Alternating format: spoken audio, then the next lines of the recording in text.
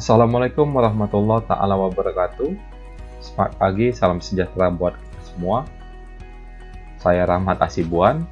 Materi kita kali ini adalah mengenai demand dan supply.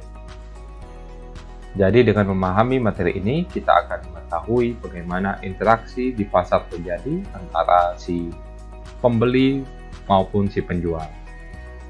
Demand di sini merupakan kegiatan yang dilakukan oleh si pembeli, yaitu permintaan barang, dan supply di sini merupakan kegiatan yang dilakukan oleh si supplier atau si penjual, yaitu penawaran barang. Adapun beberapa hal yang harus kita pahami di sini, yaitu yang pertama definisi dari demand dan supply itu sendiri. Kemudian hukum permintaan dan penawaran. Selanjutnya faktor-faktor permintaan dan penawaran. Bagaimana faktor-faktor ini nantinya akan mempengaruhi naik dan turunnya permintaan dan penawaran tersebut. Kemudian, apa itu movement along the curve dan shifting the curve. Selanjutnya, persamaan matematis dari permintaan dan penawaran tersebut. Baik, part pertama kita akan bahas demand dahulu. Demand merupakan keinginan untuk membeli suatu produk, barang atau jasa yang didukung oleh daya beli pada berbagai tingkat harga dan pada waktu tertentu. Jadi, hal yang dikuatkan di sini adalah daya beli. Jadi, selain keinginan untuk membeli, konsumen juga harus memiliki kemampuan untuk membeli suatu barang atau daya beli. Selanjutnya adalah quantity of demand atau jumlah yang diminta. Nah, ini merupakan jumlah atau barang jasa dari demand tersebut. Jumlah barang atau jasa yang ingin dan mampu dibeli oleh konsumen pada level harga tertentu. Nah, nanti quantity of demand ini akan kita lambangkan dengan huruf Q. Baik, selanjutnya law of demand atau hukum permintaan. Ini sudah menjadi suatu kesepakatan bagi kita di pasar antara penjual dan pembeli. Bagaimana bunyinya? Yaitu jumlah barang atau jasa yang diminta akan turun ketika harga barang atau jasa tersebut naik. Nah, maksudnya ketika harga suatu barang itu meningkat, maka kemampuan kita dan keinginan kita terhadap barang tersebut akan semakin berkurang. Dan sebaliknya, ketika harga barang itu turun, maka kemampuan kita dan keinginan kita untuk membeli barang tersebut akan semakin meningkat. Ceteris paribus, maksudnya adalah hal-hal lain dianggap konstan. Baik, selanjutnya demand schedule. Demand schedule merupakan tabel yang menunjukkan hubungan antara harga suatu barang dengan kuantitas yang diminta. Jadi, schedule ini merupakan schedule demand yang mana menghubungkan antara harga dan quantity of demand. Dapat kita lihat tabel di samping merupakan contoh tabel demand ice cream Joko. Nah, ketika harga 0, quantity of demand dari Joko sebanyak 16 unit. Nah, kemudian ketika harga menjadi $1, quantity of demand dari Joko akan berkurang menjadi 14 unit. Nah, selanjutnya menjadi $2, maka quantity of demand juga akan semakin berkurang menjadi 12. Hingga akhirnya harga ice cream tersebut menjadi $6, sehingga quantity of demand-nya juga akan semakin berkurang menjadi 4 unit. Jadi tabel berikut ini yang kita sebut dengan demand schedule, yaitu tabel yang menggambarkan hubungan antara harga dan quantity of demand. Sekarang kita akan mencoba memasukkan nilai-nilai dari tabel berikut ke dalam kurva.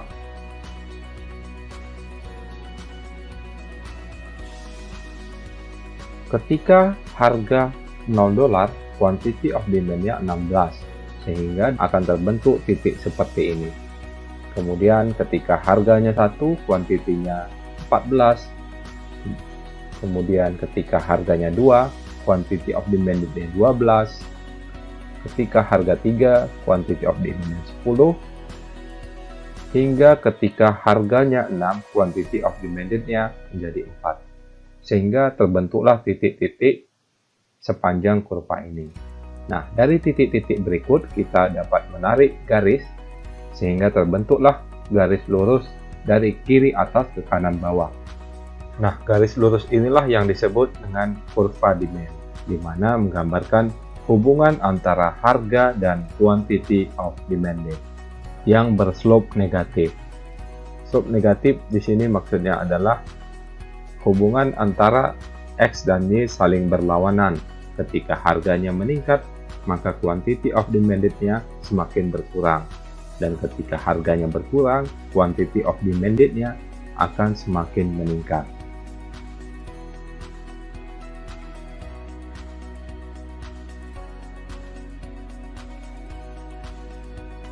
Oke, selanjutnya faktor-faktor yang mempengaruhi permintaan atau demand. Yang pertama adalah harga barang itu sendiri. Yang kedua, harga barang lain yang berkaitan. Yang ketiga, pendapatan. Yang keempat, ekspektasi. Yang kelima, jumlah pembeli. Dan yang keenam adalah selera. Faktor yang pertama yaitu harga barang itu sendiri. Nah, dapat kita lihat dari tabel bagaimana harga barang itu sendiri dapat merubah quantity of demanded. Ketika harga barang itu $0, seperti tabel berikut ini, quantity of demanded-nya 16. Ketika harganya menjadi $1, quantity of demanded-nya menjadi 14, semakin menurun. Nah, ketika harganya menjadi $3, quantity of demanded-nya menjadi 10 unit. Dan ketika harga menjadi $6, quantity of demanded-nya menjadi 4 unit. Nah, hal ini menggambarkan bagaimana harga itu dapat merubah atau mempengaruhi quantity of demand. Semakin tingginya harga, maka quantity of demand akan semakin berkurang. Dan sebaliknya, ketika harga itu semakin kecil, maka quantity of demanded-nya, permintaannya akan semakin besar. Sehingga dapat kita lihat dari kurva berikut ini akan terbentuk garis lurus dari kiri atas ke kanan bawah yang menghubungkan antara harga dan permintaan. Nah, pergerakan sepanjang kurva inilah yang disebut dengan movement along the curve, yaitu pergerakan sepanjang kurva permintaan atau kurva demand. Baik, selanjutnya faktor yang kedua yaitu harga barang lain yang berkaitan. Nah, di sini ada dua tipe barang yang berkaitan. Yang pertama adalah barang substitusi. Barang substitusi itu adalah barang yang dapat saling menggantikan. Ketika barang X tidak ada, kita dapat menggunakan barang Y, begitu. Jadi, bagaimana faktor barang lain berkaitan ini atau barang substitusi ini mempengaruhi permintaan? Nah, kita lihat bunyinya. Jika harga barang X naik, mengakibatkan permintaan terhadap barang Y akan ikut naik. Nah, alur pikirnya seperti ini. Jika harga barang X naik, maka otomatis permintaan terhadap barang X tersebut akan menurun, sehingga konsumen akan mengalihkan permintaan terhadap barang substitusinya, yaitu barang Y. Contohnya, kita sedang menganalisis barang Y.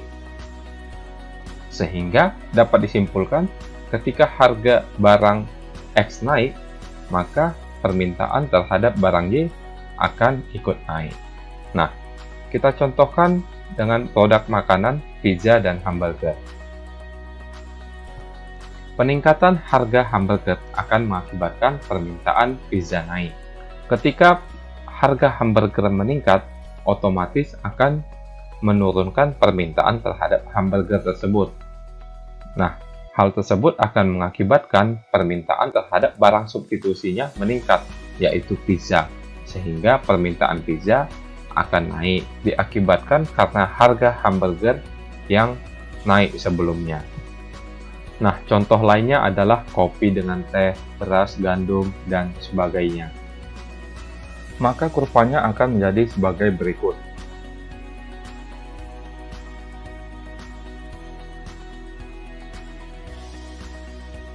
Nah, kita misalkan kurva demand ini adalah kurva permintaan dari pizza.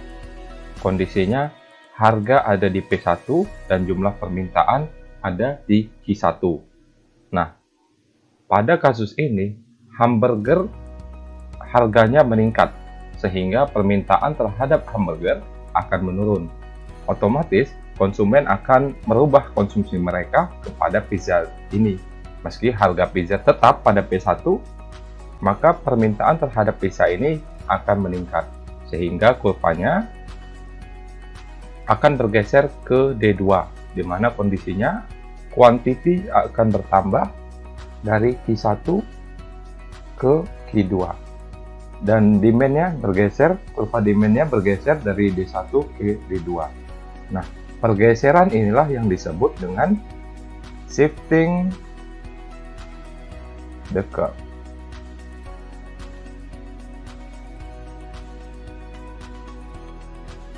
Kemudian tipe barang yang kedua yaitu barang komplementer.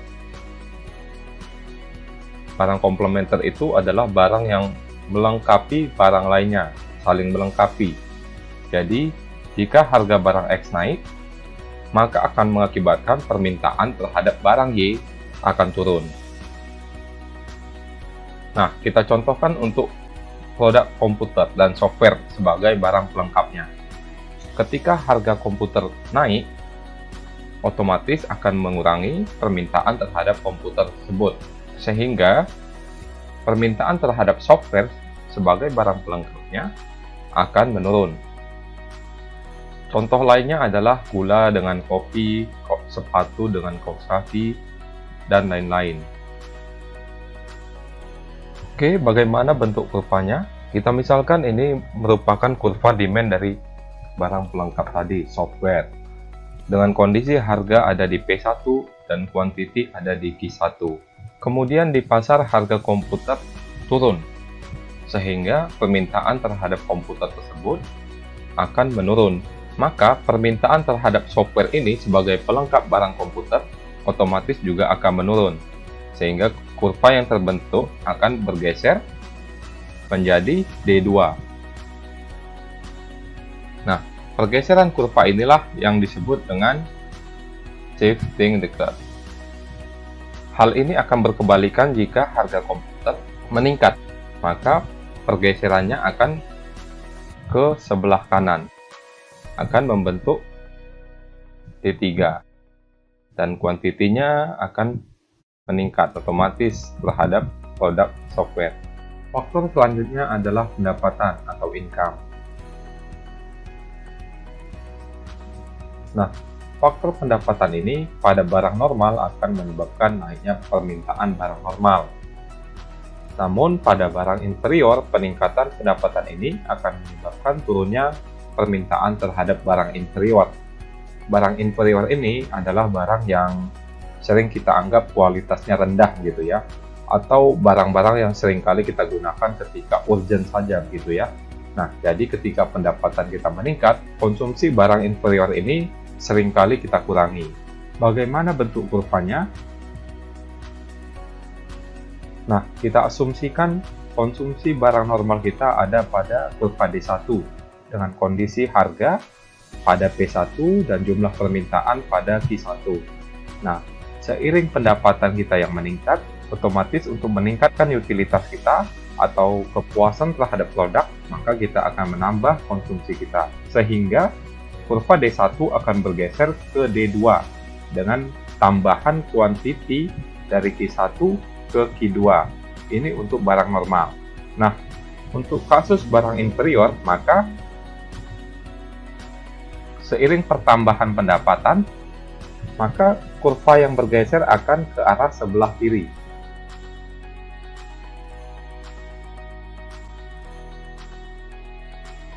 dikarenakan ketika pendapatan meningkat, konsumsi terhadap barang-barang interior akan semakin berkurang. Nah, pergeseran kurva ini juga yang kita sebut tadi dengan shifting the curve.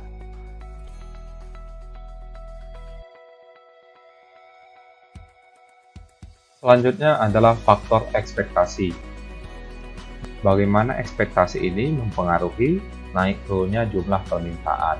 Jika harga suatu barang diekspektasikan akan naik di masa depan, maka permintaan akan naik sekarang. Kita contohkan pada produk BBM.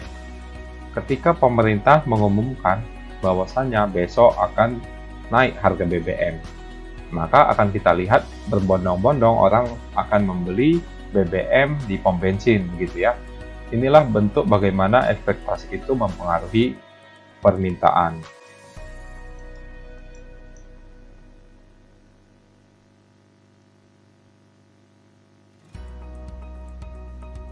Nah, contoh lainnya adalah selain BBM, yaitu daging pada saat Lebaran. Nah, selanjutnya bagaimana bentuk kurvanya?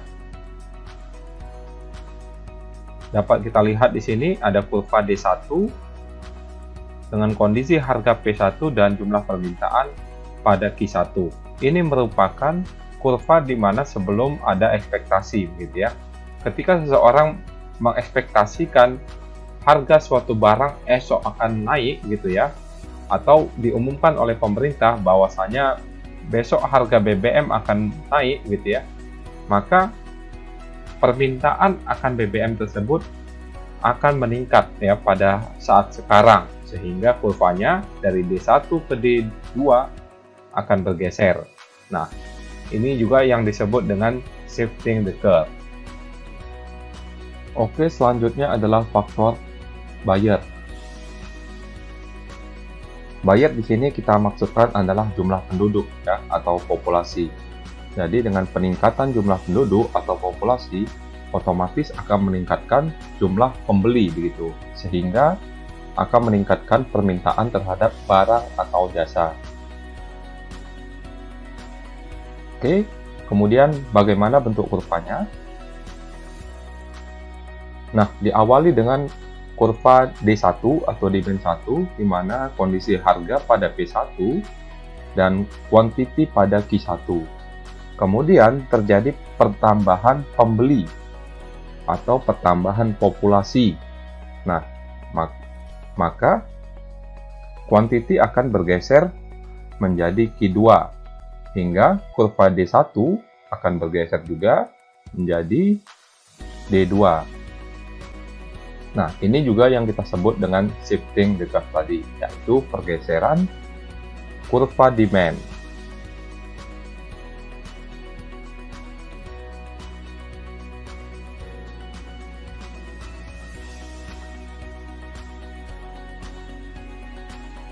Oke, selanjutnya adalah faktor taste atau selera.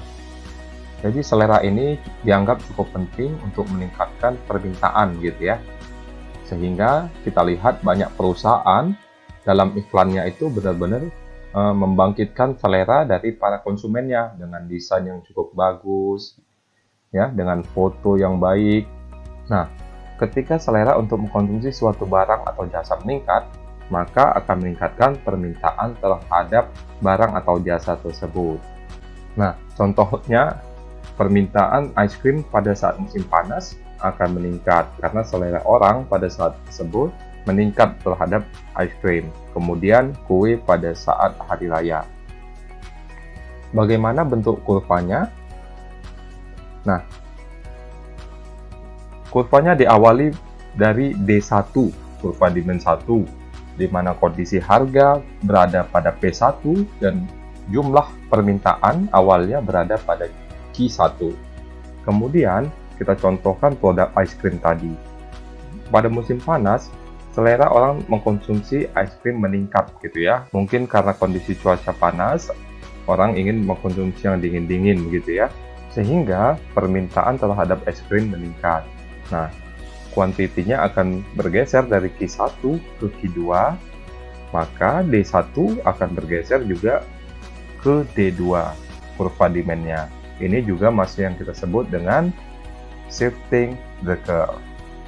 Oke, jika kita ingin mensummarikan faktor-faktor tadi, dapat kita lihat bahwasanya harga akan menyebabkan pergerakan di sepanjang kurva demand, kemudian jumlah permintaan akan menggeser kurva demand, income atau pendapatan akan menggeser kurva demand, harga barang yang berkaitan juga akan menggeser kurva demand, taste ataupun selera juga akan menggeser kurva demand, dan ekspektasi juga akan menggeser kurva dari demand. Oke, selanjutnya adalah persamaan permintaan. Kita sudah mempelajari faktor-faktor yang mempengaruhi permintaan ini tadi. Nah, kalau kita ingin memasukkannya ke dalam persamaan, maka fungsinya menjadi QD atau quantity of demand sama dengan fungsi dari harga barang substitusi, harga barang komplementer, Y sebagai income, E sebagai ekspektasi, dan faktor lainnya.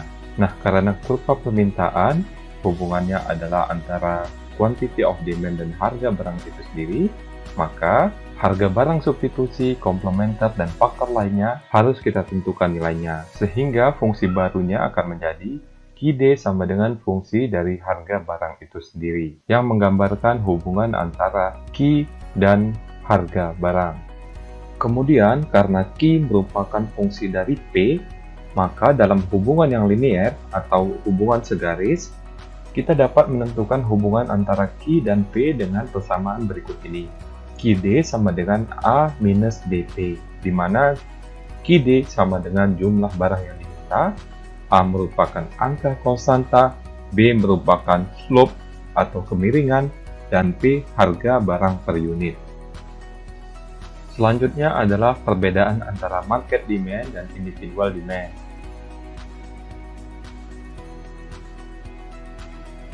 Oke, jadi market demand itu merupakan total dari demand setiap individu pada masing-masing harga. Nah, kita contohkan seperti berikut ini. Kita asumsikan pada pasar ice cream, individual demand-nya adalah Joko dan Joki. Sehingga market demand-nya akan seperti apa? Kita lihat di bawah ini. Ketika harga 0, demand dari Joko yaitu 16, dan demand dari Joki 8. Sehingga market demand-nya menjadi 24. Ketika harga $1, demand dari Joko 14, demand dari Joki 7, sehingga market demand-nya adalah 21. Ketika harga 2, demand dari Joko adalah 12, dan demand dari Joki adalah 6, sehingga market demand-nya 18. Hingga ketika harganya $6, demand dari Joko 4, dan demand dari Joki 2, sehingga market demand-nya adalah 6. Nah, dari hal berikut ini dapat kita lihat bahwasanya market demand ini adalah total dari demand setiap individu yang terjadi di pasar. Kemudian dari total demand individual yang sudah menjadi market demand, dapat kita buat kurvanya. Kurvanya sama saja ya. Ketika harga $0, maka market demand-nya adalah 24. Ketika harganya $1, market demand-nya adalah 21. Kemudian ketika harganya $2, market demand-nya adalah 18. Hingga ketika harganya $6, market demand-nya 6 unit. Nah, sehingga kurvanya akan terbentuk sama seperti kurva individu, di mana kurva ini menghubungkan antara P harga dengan quantity of demand, di mana demand-nya di sini adalah market demand yang berarti total dari individual demand.